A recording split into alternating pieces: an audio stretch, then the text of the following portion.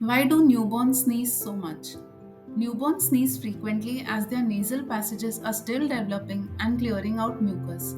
Sneezing helps newborns clear irritants, dust, or allergens from their delicate nasal passages.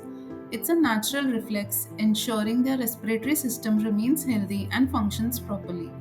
Newborns also breathe through their noses, making sneezing an important part of their breathing process.